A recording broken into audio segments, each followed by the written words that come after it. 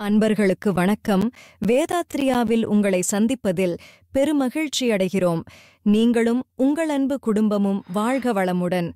வேதாத்ரியா subscribe செய்து வழங்கும் வேதாத்ரிய உண்மை தத்துவங்களையும் வேதாத்ரிய சிந்தனை கருத்துக்களையும் அறிந்து கொள்ளுங்கள். உங்கள் யோக பயணத்தில் உன்னத நிலையை பெறுங்கள். மெய்ப்பொருள் உண்மை ரகசியங்களை அறிந்து உணர்ந்து உங்கள் வாழ்வை வளமாக்கிக் கொள்ளுங்கள். நன்றி. வாழ்க வளமுடன். அன்பர்களே, இனி இன்றைய சிந்தனை கருத்தை நம் வேதாத்ரியாவில் காணலாம். வணக்கம் அன்பர்களே, வேதாத்ரியா வழியாக உங்களை சந்திப்பதில் பெரும் மகிழ்ச்சி அடைகிறேன். நீங்களும் உங்கள் அன்பு குடும்பமும் வாழ்க வளமுடன். இன்று ஒரு கவிதையும் கவிதை விளக்கமும் காணலாம். கவிதையின் தலைப்பு: உங்களின் ஆயுட்காலம் அதிகமாக வேண்டுமானால் வழி என்ன? கவிதை: மனிதனின் ஆயுட்காலம் 120 நூலோர் சொல்லியவாறே. மனிதனின் ஆயுட்காலம் 120 நூலோர் சொல்லியவாறே. இனிதே நாம் காண்கின்றோம் ஏறக்குறைய ஓர் நூற்றுக்கு அதிகமாகவே. இனிதே நாம் காண்கின்றோம் ஏறக்குறைய ஓர் நூற்றுக்கு அதிகமாகவே. இவ்வியற்கை தரும் வாய்ப்பை எத்தனை பேர் பயன் கொள்வார் இவ்வுலகில்? இவ்வியற்கை தரும் வாய்ப்பை எத்தனை பேர் பயன் கொள்வார் இவ்வுலகில்? காலமகாலம் ஆகி முதிர்வுக்கு முன்னே உயிர் உதித்துப் போகின்றனரே. காலமகாலம் ஆகி முதிர்வுக்கு முன்னே உயிர் உதித்துப் போகின்றனரே. இப்பிறப்பின் நோக்கம் கடமை மறந்தே பொருள் உலகில் நாட்டம் கொண்டே மனித மனம் குறுகியது போலவே அவனாயுட்காலமும் குறுகியதறிவீர். இப்பிறப்பின் நோக்கம் கடமை மறந்தே பொருள் உலகில் நாட்டம் கொண்டே மனித மனம் குறுகியது போலவே அவன் ஆயுட்காலமும் குறுகியதறிவீர். உடலோடு மனம் உயிர் கட்டி காக்க ஐம்பூத தன்மை காற்று வெப்பம் இரத்தம் ஓட்டம் சீராக்கிட நலம் விளையுமே நிறை ஆயுள் கூடி உள்நிலை பெறலாமே. உடலோடு மனம் உயிர் கட்டி காக்க ஐம்பூத தன்மை காற்று வெப்பம் இரத்தம் ஓட்டம் சீராக்கிட நலம் விளையுமே நிறை ஆயுள் கூடி உள்நிலை பெறலாமே. இனி இந்த கவிதையின் கருத்துரை விளக்கம் காணலாம். உலகில் பிறந்து வாழும் மனிதனின் ஆயுட்காலம் என்ன என்று கேட்டால் ஒவ்வொருவரும் ஒவ்வொரு ஆண்டுகளை சொல்லுவார்கள். நம் இந்திய நாட்டில் கிட்டத்தட்ட 50 ஆண்டுகளுக்கு மேல் எனலாம். ஐரோப்பிய நாடுகளிலும் கிட்டத்தட்ட 60 ஆண்டுகளுக்கு மேல் என்பார்கள். ஆப்பிரிக்க ஆசிய நாடுகளில் 50 ஆண்டுகளுக்கு குறைவாகவே உள்ளது.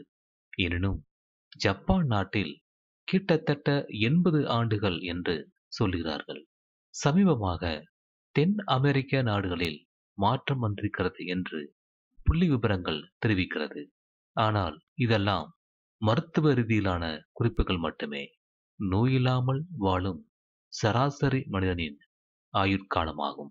எனினும் இயற்கையாக இயல்பாக மனிதனின் ஆயுட்காலம் 120 ஆண்டுகள் என்றுதான் அமைந்திருக்கிறது. நமக்கு கிடைக்கும் வரலாற்று சான்றுகள் அதை சொல்லுகின்றன. இப்போதும் சில நாடுகளில் 100 வயதை தாண்டிய முதுமக்களை நாம் அறிகிறோம். என்றாலும் 120 ஆண்டுகள் என்பது காண முடியவில்லை. நமக்கே நம்பிக்கையேற்றம் உள்ளது அல்லவா? சரி, அப்படி வாழ்ந்து என்னையா கண்டுவிடப் போகிறோம் என்று கேள்வியும் எழுகிறது தானே. அதையும் பார்க்கலாமா? இந்த இயற்கை நமக்கு தரும் 120 ஆண்டுகள் வாய்ப்பை எத்தனை மனிதர்கள் பயன்படுத்துகிறார்கள்?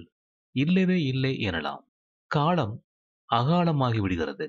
வயது முதிர்வுக்கு முன்பாகவே விபத்துக்களாலும் நோய் தாக்கத்தாலும் மனக்குழப்பத்திலும் வாழ்க்கை விரக்தியிலும் உயிரை விட்டு விடுகிறார்களே. உண்மைதானே?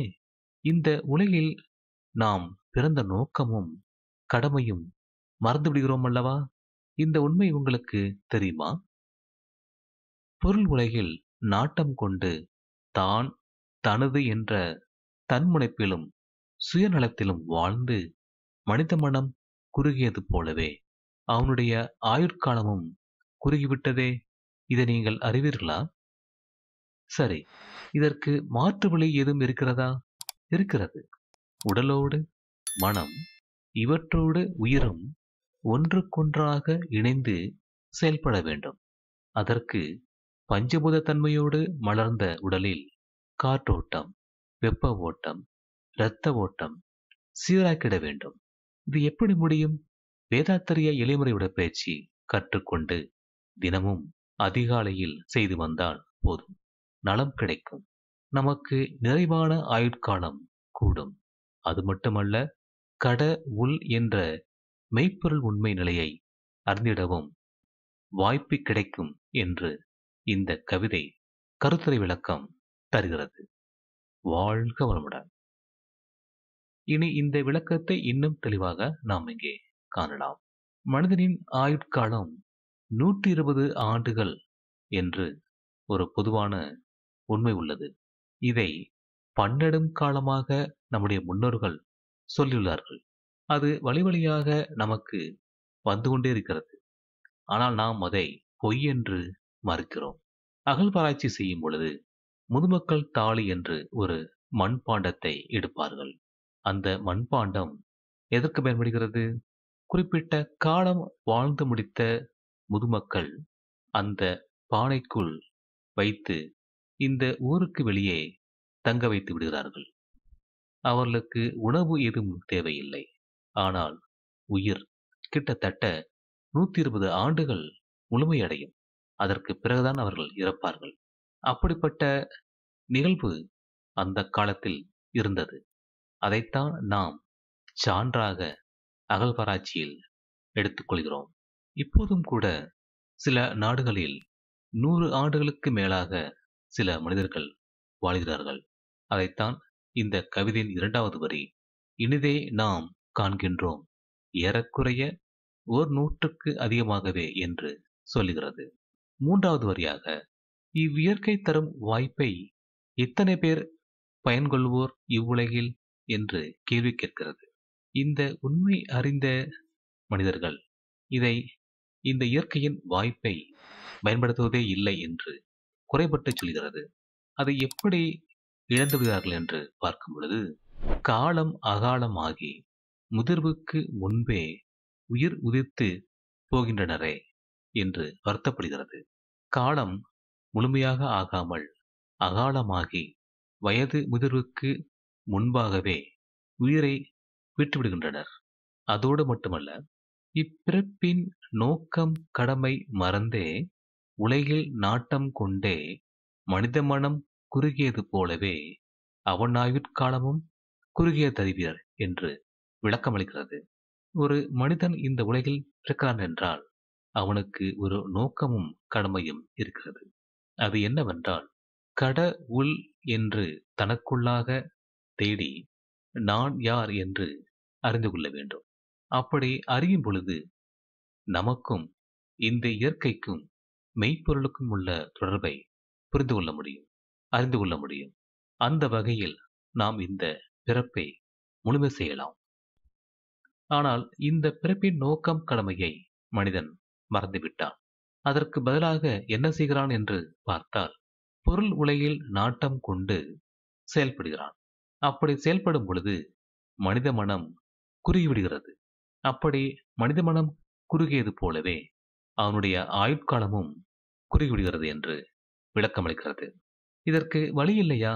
ஒரு மனிதன் 120 ஆண்டுகள் வாழ்வதற்கு வழி இருக்கிறதா?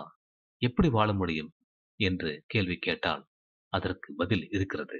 உடலோடு மனம் உயிர் கட்டி காக்க ஐம்பூத தன்மை காற்று, வெப்பம், இரத்தம் ஓட்டம் சீராக்கிட நலம் விளையுமே என்று சொல்கிறது. உடலோடு மனம் இணைந்து செயல்பட வேண்டும். மனம் நினைப்பதை உடல் செயலாற்ற வேண்டும். உடல் உற்சாகமாக இருந்தால் மனமும் உற்சாகமாக இருக்க வேண்டும்.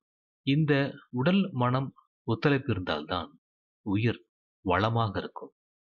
இந்த மூன்றையும் ஒன்றோடு ஒன்றாக கட்டி காக்க ஐம்பூத தன்மையில் விளைந்த இந்த உடலுக்குள்ளாக காற்று ஓட்டம், வெப்ப ஓட்டம், இரத்த ஓட்டம் இந்த மூன்றையும் சீராக்க வேண்டும். ஒன்றை ஒன்று மிகாமல் குறையாமல் ஓடிக்கொண்டே இருக்க வேண்டும். அப்படி செயல்படுத்திட வேதாத்திரிய எளிமுறை பயிற்சி உதவுகிறது. அதன் வழியாக நலம் விளையும் என்று இந்த கவிதை சொல்லுகிறது. அதோடு நிறை ஆயுள் கூடும் என்றும் சொல்லுகிறது. அதனோடு உள்நிலை பெறலாம் என்றும் சொல்லுகிறது.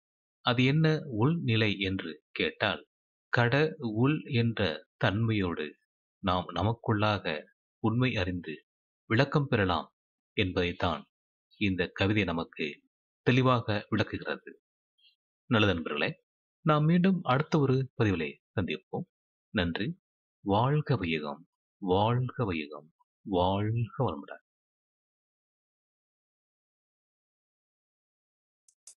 வணக்கம் அன்பர்களே. வாழ்க வையகம், வாழ்க வளமுடன். வேதாத்திரிய சேனலோடு இணைந்து கொள்ளுங்கள். உங்கள் உடல் நலம், மனவளம், உயிர் வளம் பெருக்கிக் கொள்ளுங்கள். உங்கள் வாழ்க்கையையும் பொருளாதாரத்தையும் உயர்த்திக் கொள்வதற்கான வழிகள் இங்கே சொல்லப்படுகின்றன. இன்றே சப்ஸ்கிரைப் செய்து கொள்ளுங்கள். வாழ்க வளமுடன்.